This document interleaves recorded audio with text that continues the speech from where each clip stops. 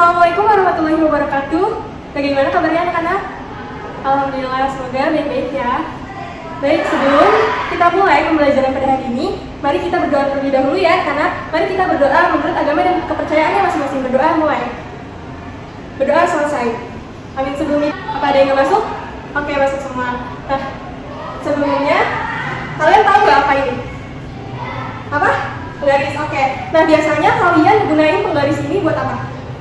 Ya, buat ukur buku bisa. Buat ukur apa lagi? Buat ukur meja, oke. Terus buat ukur apa lagi? Yang bisa diukur pakai penggaris? Ya, baterainya lemah. Apa? Ukur pulpen bisa. Oke, baik. Biasanya kalau misalkan kalian ukur pakai penggaris, hasilnya berupa apa? Kayak ibu mau ukur buku. Ya, bagaimana sih cara mengukur buku ini, mengukur panjang buku ini menggunakan penggaris? Ada yang tahu?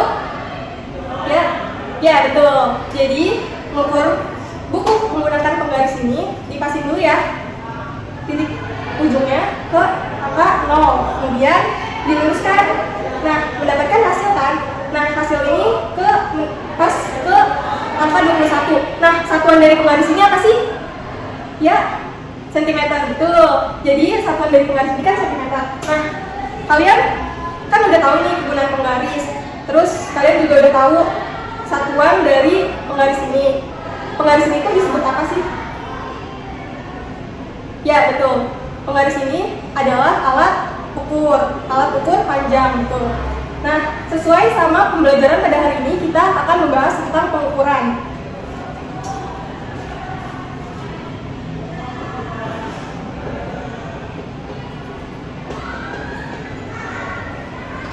Baik, sebelumnya, nah, anak-anak ibu tahu nggak apa sih pengukuran itu? Tadi kan ibu udah mencontohkan ya, penggaris, kegunaannya apa, terus satuan dari penggaris ini apa. Nah, anak-anak tahu nggak apa itu pengukuran?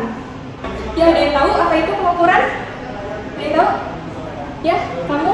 Oke, suatu proses mengukur benda. Oke, ada yang lain? Ya, mengukur benda dengan menggunakan alat ukur. Ya, ada lagi? Cukup? Oke, tadi kan ibu nanya, apa sih pengukuran itu? Pengukuran. Jadi pengukuran itu proses mengukur suatu benda. Kemudian ada yang jawab lagi, mengukur suatu benda menggunakan alat ukur. Nah, jawaban dari kalian kita kunci dulu ya. Nah, pertanyaan ini akan terjawab setelah teman-teman mengikuti pembelajaran pada hari ini. Nah, sebelum itu, ibu akan membacakan indikator pembelajaran pada hari ini. Nah, indikator yang kita gunakan yaitu melakukan pengukuran besaran fisis dengan alat ukur yang tepat dan menyajikan hasil pengukuran besaran fisis berdasarkan aturan angka penting. Nah, setelah indikator, ada pun tujuan pembelajaran kita pada hari ini, yaitu yang pertama ada peserta didik dapat melakukan pengukuran besaran fisis menggunakan alat ukur yang sesuai melalui PET simulation yang terdapat pada LKPD dengan benar. Nah, yang kedua ada peserta didik dapat menyajikan hasil pengukuran besaran berdasarkan aturan angka penting melalui kegiatan diskusi kelompok dan LKPD secara detail. Nah, itu ya indikator dan tujuan kita pada pembelajaran hari ini. Nah,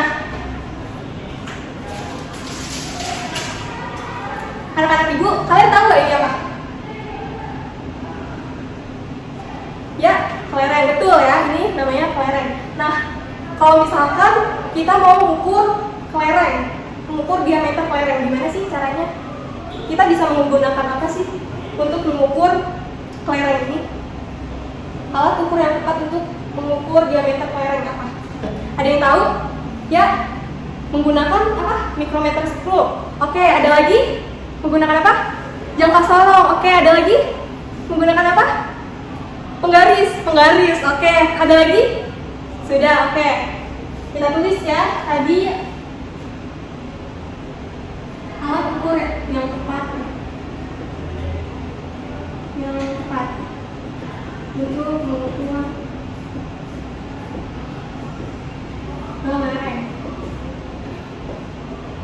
Jadi ada yang jawab mikrometer skop.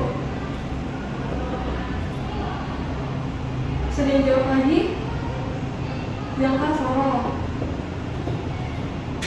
Jadi ada yang jawab lagi penggaris. Nah, untuk mengetahui mengukur diameter ini menggunakan apa, mari kita simak pembelajaran pada hari ini ya. Kita lanjut dulu ke selanjutnya. Nah, sekarang Ibu minta kalian bagi menjadi 5 kelompok. Masing-masing kelompok berarti berapa orang? Ya, 4 orang ya. Nah, Ibu akan membagikan LKPD-nya. Kalian kerjain ini ya. Nah, setelah itu sudah dibagi? Sudah? Oke. Nah, untuk mengerjakan LKPD ini, sebagai acuannya kalian bisa dilihat di modul ataupun di internet ya. Nah, teman-teman, kan di sini ada percobaan ya. Dan di situ percobaannya menggunakan simulation pair. Di situ ada tata caranya dan ada linknya juga ya. Teman-teman bisa lihat di situ.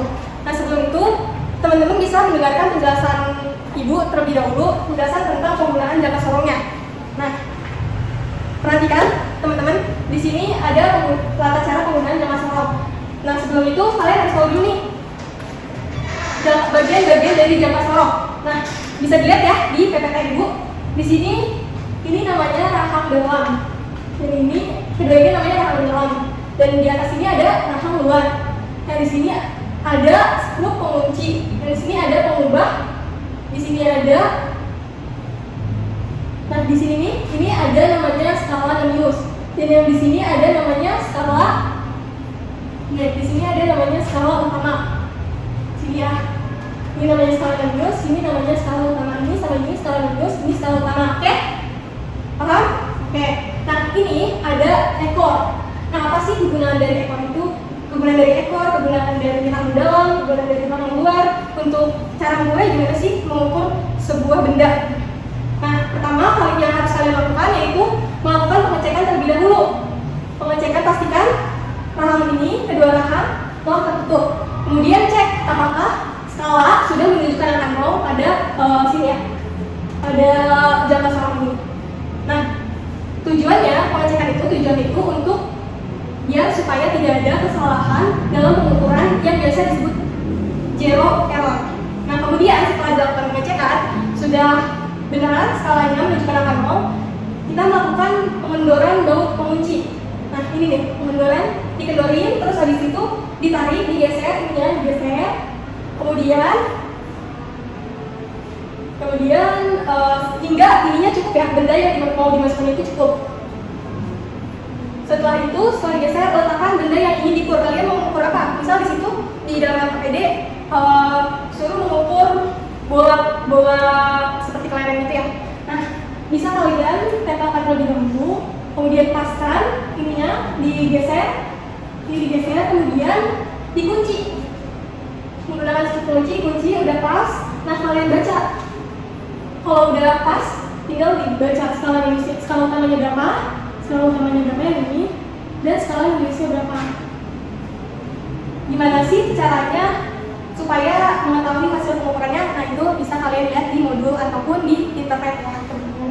Nah, selanjutnya ada penggunaan mikrometerskop. Gimana sih cara untuk menggunakan mikrometerskop ini? Nah, yang pertama sama seperti jangka sorong, melakukan pengecekan dulu ya, supaya tidak ada zero error-nya. Untuk bagian-bagiannya kalian bisa lihat ya, karena untuk mempersingkat waktu. Nah, kemudian setelah dicek skala yang sudah menunjukkan angka 0, kita ukur objek yang ingin diukur. Nah, caranya kalian letakkan di antara ruang ukur tetap dengan ruang ukur gerak. Nah, untuk kan ini dilebarin dulu nih. Nah, dilebarinnya itu menggunakan gigi putar ini. Nah, setelah mendekati sini, kalian bisa menggunakan gigi putar halus. Kalian putar sampai mentok ke benda ini. Jika sudah terasa pas, nah kalian bisa baca skala utamanya berapa dan skala Nemiusnya berapa. Nah, untuk menentukan hasil pengukuran itu, kalian bisa lihat ya caranya di modul ataupun di internet. Sekarang teman-teman boleh mengerjakan LKPD-nya, boleh masuk dulu ke link simulation-nya, kemudian kerjakan. Jika ada pertanyaan, boleh ditanyakan ya. Baik. Oke, apakah sudah selesai mengerjakan LKPD-nya? Sudah selesai diskusinya? Sudah, Ibu. Oke. Sekarang Ibu minta satu perwakilan kelompok maju ke depan untuk mempresentasikan hasil diskusinya. Baik, Ibu. Ya, kamu. Oke. Apakah ada sanggahan dari hasil presentasi atau hasil diskusi kelompok berapa 4 tadi yang maju? Oke. Ada yang ingin menyanggah dari hasil presentasi kelompok 4 tadi? Tidak, Bu. Oke, baik. Berikan tepuk tangan kepada teman kalian yang sudah menyampaikan hasil diskusinya. Nah, sekarang ya di sini Ibu ingin memperjelas ya, dari hasil diskusi kalian sudah benar. Namun Ibu ingin menyampaikan lagi bahwa hasil pengukuran mikrometer scope dan jangka sorong itu sama ya. Cara untuk menentukan hasil pengukurannya yaitu di sini aja ya. Hasil pengukuran. Caranya gimana? Skala utama ditambah skala menius dikali nilai ketelitiannya. Nah, rumusnya sama ya, jangka sorong dengan mikrometer scope. Rumusnya ini. Nah, hanya saja cara pembacanya saja yang beda antara mikrometer scope dengan jangka sorong. Kalau jangka sorong, cara pembacanya seperti apa? Nah, misal kita mengukur bola kecil ini ya. Kita kotakkan dulu, kita tarik set. Kalau udah dikunci ya, udah dikunci, kita lihat yang mendekati skala utama, yang mendekati skala radius. Yang mana? Angka 1 ini ya. Angka 1. Jadi skala utamanya tadi berapa? 1. Ditambah skala radiusnya. Kita cari skala radiusnya. Skala radius itu yang sejajar dengan skala utama, betul. Yang sejajar angka berapa? 0, 1, 2, 3, 4, 5, 6 ya. Angka 6 ini ya. Betul, skala radiusnya 6. Dikali nilai ketelitiannya. Nilai ketelitian berapa? 0,01. Ya, betul. 0,01 cm. Nah, dihasilkan jadi 1 ditambah 6 kali 0,01 berapa? 0,06. Jadi hasilnya 1 ditambah 0,016 berapa? 1,06. Jadi cm. Ini ya, seperti itu. Dan untuk mikrometer scope-nya juga sama seperti itu ya, teman-teman. Nah, sudah ya seperti itu. Nah, sekarang lanjut, Ibu akan memberikan kesimpulan pada pembelajaran ini ya. Nah, jadi tadi hasil diskusi teman-teman sudah benar ya, seperti itu. Nah, apa sih besaran fisis itu? Nah, besaran fisis itu sesuatu yang dapat menyatakan keberadaannya dengan suatu angka atau nilai. Nah, pengukuran itu apa sih? Pengukuran itu proses mengukur suatu besaran. Nah, proses mengukur suatu benda itu kalau misalkan diukur dia ada hasilnya yaitu berupa besaran itu. Jadi ini mendekati ya. Jadi pengukuran itu proses mengukur suatu besaran. Nah, selain itu juga pengukuran itu merupakan pembanding nilai besaran yang sedang diukur, yang sedang kita ukur dengan besaran lain sejenis yang dipakai sebagai acuan. Kayak misalkan penggaris tadi. Nah, kalau misalkan kita mengukur nih penggaris, mengukur meja dengan penggaris atau mengukur buku dengan penggaris. Nah, ini kita sama saja sedang mengukur lebar buku ini menggunakan besaran panjang dengan acuan penggaris ya, seperti itu. Nah, yang menghasilkan satuan berupa sentimeter. Seperti itu ya. Nah, pengukuran panjang itu ada apa aja? Ada mistar, ada jangka sorong, ada mikrometer scope. Nah, suatu pengukuran ini dapat diukur dengan cara pengukuran tunggal dan pengukuran berulang. Caranya, kalau misalkan pengukuran tunggal itu datanya hanya dilakukan sekali saja. Nah, untuk pengukuran berulang, datanya dilakukan ya sebanyak lebih dari 1. Nah, seperti itu ya teman-teman. Mungkin cukup pembelajaran pada hari ini. Sudah diambil kesimpulannya. Nah, sebelumnya ada yang tertinggal ya. Nih, pertanyaan dari alat ukur yang tepat untuk mengukur kelereng. Tadi mengukur kelereng itu bisa menggunakan pakai apa sih? Ya betul ya, menggunakan jangka sorong. Menggunakan mikrometer scope bisa nggak sih? Ya bisa juga ya teman-teman, menggunakan mikrometer scope. Nah, tapi alangkah lebih baiknya menggunakan mikrometascope karena dia memiliki ketelitian yang tinggi. Seperti itu ya. Nah, bagaimana nih setelah mengikuti pembelajaran pada hari ini? Apakah senang? Apakah kalian merasa senang? Merasa jenuh? Merasa bosan? Atau merasa bagaimana?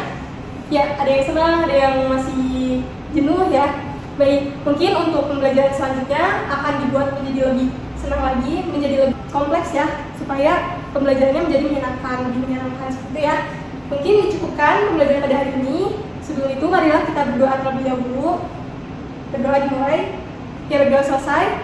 Cukup sekian dari Ibu. Wassalamualaikum warahmatullahi wabarakatuh.